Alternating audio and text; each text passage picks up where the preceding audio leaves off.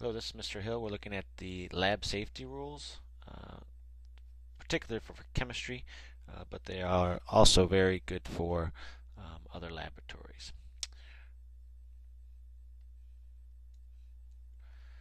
Number one rule is always wear the safety goggles. Um, there will be points in which you walk in the lab and you just grab the safety goggles out of the bin, and then you look for something else. And the bin is right when you walk in the door of the lab, it's right in front of you. Get your glasses on first. That's the first step on any laboratory procedure.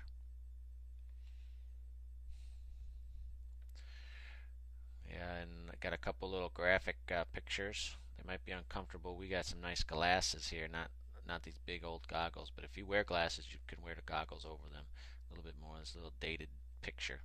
Okay, but we have nice safety glasses that you can wear that kind of look good, smaller than these, more comfortable too. But if you don't wear them, there are some things that could happen to your eyes that's not very pleasant. As an example, um, those aren't very good things to happen.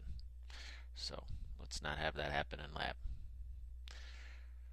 Second rule is conduct yourself in a responsible manner at all times in the laboratory.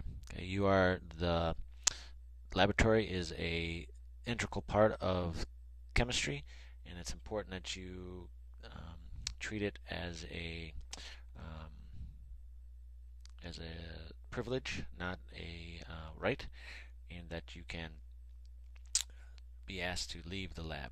So conduct yourself in a responsible manner at all times. Study your lab assignment before you come to class. It's important to read over your lab. There might be some pre-lab questions that you need to do in order to have a better understanding of the lab that you're going to do in that day.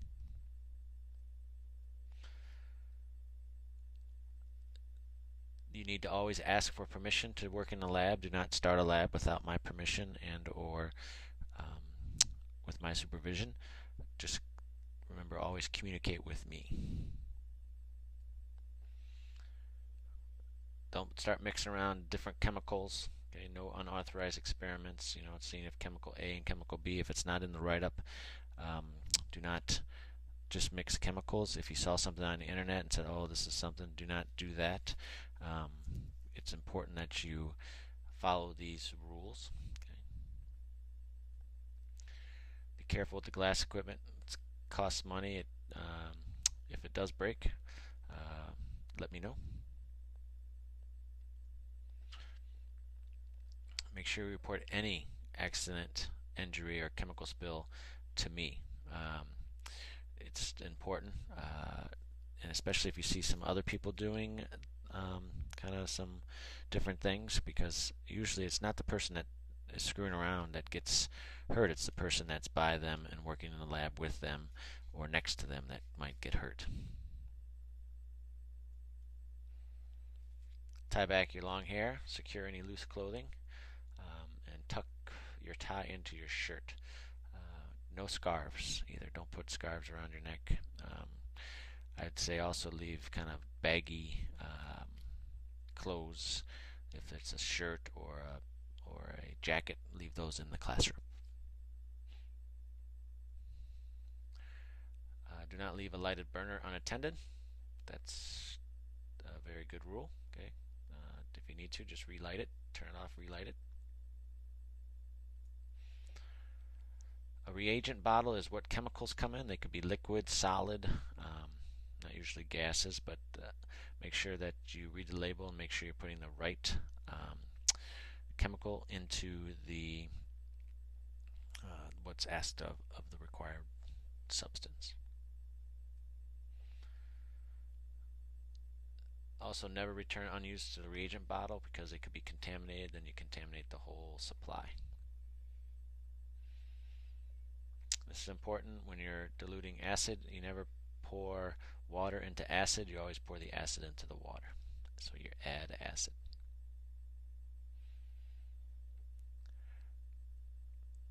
Place broken glass in a container in the back of the room. It's a blue container. It's important. Do not put it in the garbage because the custodians could get cut with the glass if they were to remove the garbage. They need to be in a different container. Also, no chemicals in the garbage unless I've said that that's okay. And also not down the sink. There might be some special things that we don't want to contribute to one, some waste products that could be harmful, and any potential chemical mixing in the water pipes. Keep your lab area clean as possible at all times, just for your safety, and keeps your results better. Of course, wash your hands after each experiment. To test the odor of the solution, you want to don't hold it directly on your nose. You're going to put it away from it, and you're going to kind of wave your hand over the solution, and it's called wafting. You want to waft it towards you, so just push your hand towards your it's like you're smelling a pot on the stove. You never stick your nose in a boiling pot. You just kind of waft it over. You see that on cooking shows a lot. It says use a fume hood. The fume hood is located. We have 2 of them in the laboratory. I will tell you when it's needed to work in the fume hood for any kind of noxious smell, those kind of things. We put using the fume hood. A couple of emergency situations. If there's a fire and you need to get to the fire extinguisher, spray it from left to right at the base of the flame. The fire extinguishers is at the front of the class. Clothing catches on fire, catches fire. It says wall, but walk calmly to the safety shower, and you can then douse it with that. If your lab partner's clothing catches on fire, you can use the fire blanket. It's at the front of the class to smother them, or walk them to the lab shower, and that's located in the back of the lab.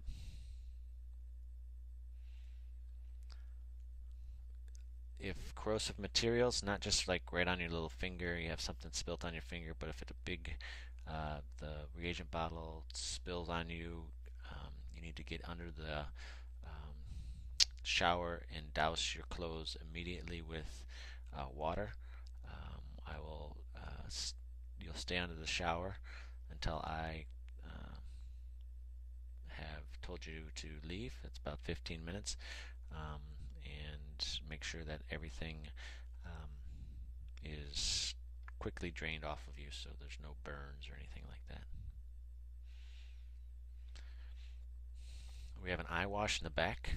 It looks like a water fountain. It's not a water fountain, but you're going to stick your face in there. You're going to put your eyes open, and you're going to rinse it for at least 15 minutes while either your partner gets me or I call the nurse and we figure out what happens. You want to keep that eye fully open and make sure that it is moved around to rinse the chemical out of your eye.